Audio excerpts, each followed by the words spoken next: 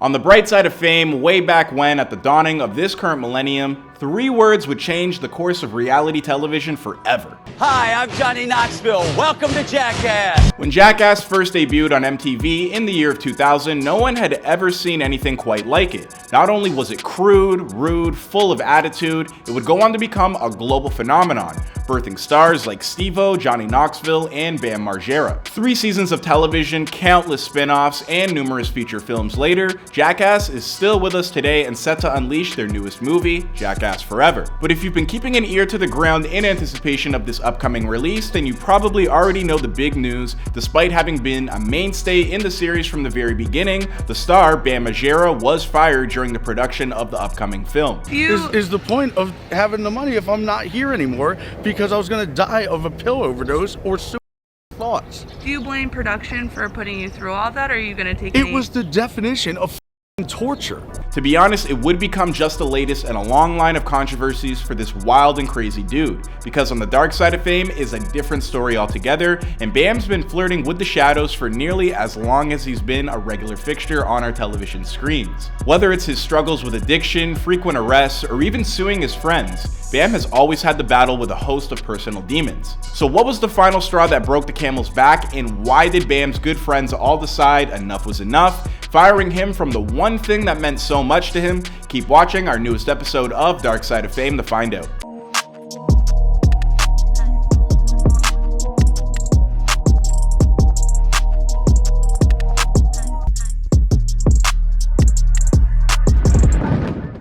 To begin with, it's basically impossible to talk about Bam's numerous difficulties, be it substance abuse issues or his battles with mental health, without first discussing a hugely contributing factor towards all of it, the death of his good friend Ryan Dunn. Bam and Ryan literally grew up with one another. After meeting in the early days of high school, they quickly latched on to one another and became thick as thieves, eventually creating and starring in what would become the precursor to Jackass. Bam's substance abuse issues would begin soon after he and Ryan agreed to become part of Jackass. But as much as Bam has always had issues controlling his impulses, he really only began to truly lose control over them totally in the summer of 2011 after Ryan Dunn had died in a horrific car accident.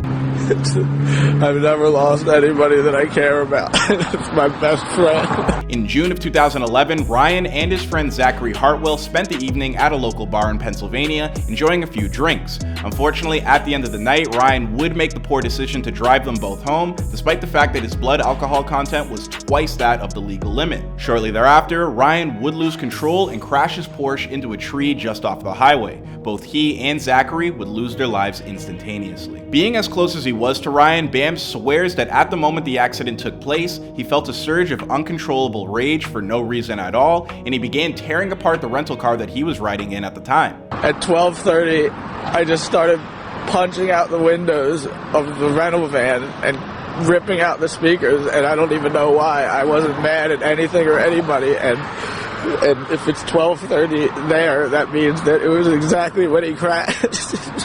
This would become a hugely defining moment for Bam, and to be honest, it's one that he never really recovered from.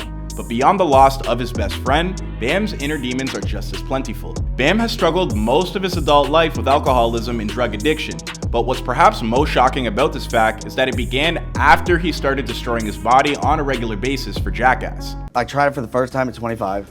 Probably did it pretty frequent till 29. Adderall when I could get it until I finally got my own prescription.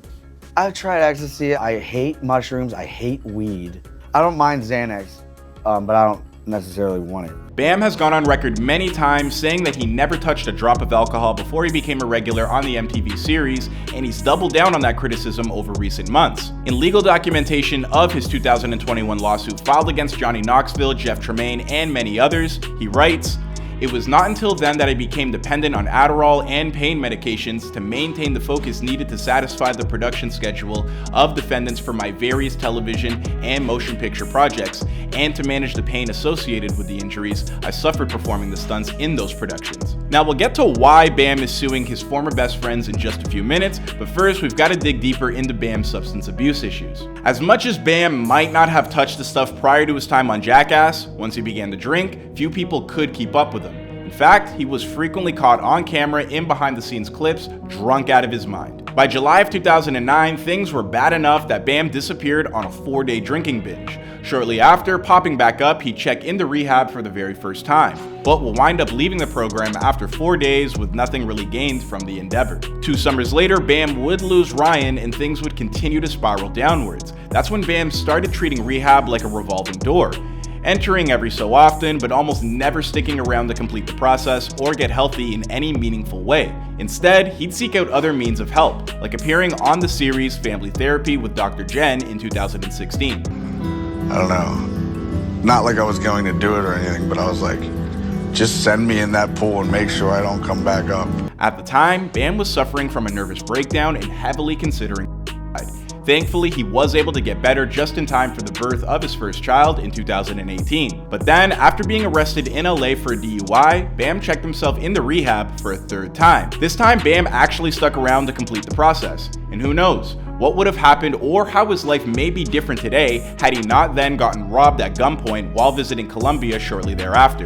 Now, you don't think that he was sober for 7 Well, I mean, I don't know, and I don't want him to feel like I'm attacking him or calling him out. I just think that there were signs that if he hadn't already drank, it was evident that he was going to. And this event would once again trigger his dependency issues. Bam would check himself into rehab for a 4th time, but this was to be his shortest stint yet, and he quickly left. After checking out of rehab for the 4th time, Bam would spend a week in a mental health facility. Then, shortly after walking out, he was arrested in LA after berating a hotel employee while in a highly intoxicated state. Rather than simply check himself into rehab for a 5th time, Bam reached out to Dr. Phil for help instead. During his appearance on the Dr. Phil show, Bam would once more open up about his thoughts on suicide, before revealing that it was only by thinking about his son Phoenix that stopped him from carrying through with it. And thank God that he didn't. He is the raddest kid ever.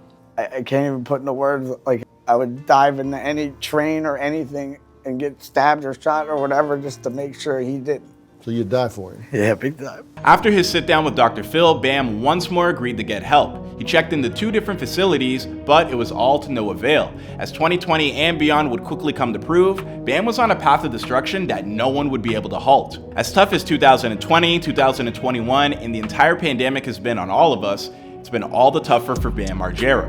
Prior to March of 2020, Bam, alongside everyone else in the Jackass cast, had finally agreed to reunite and shoot the long-awaited 4th film. Unfortunately, the 2020 lockdowns would upset the film's shooting schedule and continually push back its release window as well. To make matters even worse, Bam once again began melting down. Due to his litany of personal issues, at the offset of the project, Bam was given a list of conditions he would have to meet in order to be a part of the new film.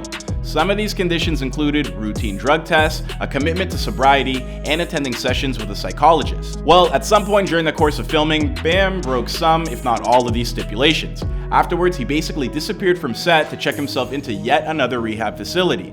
Unfortunately for Bam, it was too little, too late. The higher-ups decided to release him from his contract, and Bam was not pleased, talking to social media to throw shade at his old friends like Knoxville and Tremaine, blaming them for many of his issues. No matter where I was at, I had to stop whatever I was doing and go to an urgent care to go piss. Then I had to wake up every day with a handful of antidepressant pills that I would have to show Paramount Pictures that I took them and swallowed them every single day. He'd take those complaints one step further when he filed a lawsuit against Knoxville, Tremaine, Spike Jones, Paramount Pictures, MTV, Dick House Entertainment, and Guerrilla Flicks, citing wrongful termination. In the paperwork to that lawsuit, Bam claims that Knoxville, Tremaine, and Jones pressured him into signing a wellness agreement while he had been in rehab during 2019. Bam also claims that he never had the chance to run his agreement by his own attorney. And Dr. Knoxville said, you're allowed to take all that except Adderall and Klonopin. I'm like, well, who are you to say? This is what the doctors say I need. The lawsuit would further testify that Bam's treatment on set was inhumane and discriminatory, likening what has happened to him to Britney Spears' conservatorship case.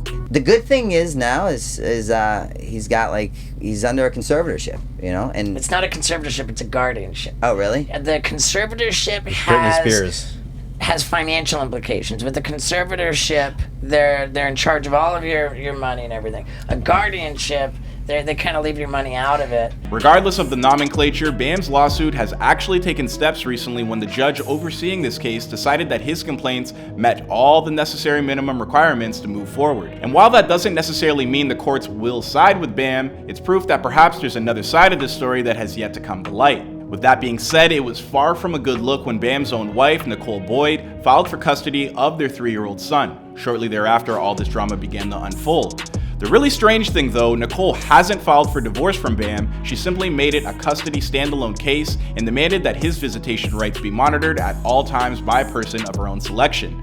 As for how this affects Bam's placement for the upcoming release for Jackass Forever, well, believe it or not, but Bam's still going to appear in the film, just not throughout the whole thing. When addressing the issue of Bam being in the film during a recent interview, Johnny Knoxville told Variety, "We wanted him all throughout the movie, but unfortunately that's not the way it worked out. It's really heartbreaking. I love Bam. We all love Bam. He's our brother, you know?" Here's hoping that Bam can finally pull up from this long, sustained nosedive that's been a regular fixture of his life over the past decade. There's no denying that he's one of the all-time most entertaining parts of the Jackass series, and honestly, it just won't be the same without him. I hope you guys learned a thing or two about the story and about the dark side of what we always seem to think is one of the most glamorous businesses in the world.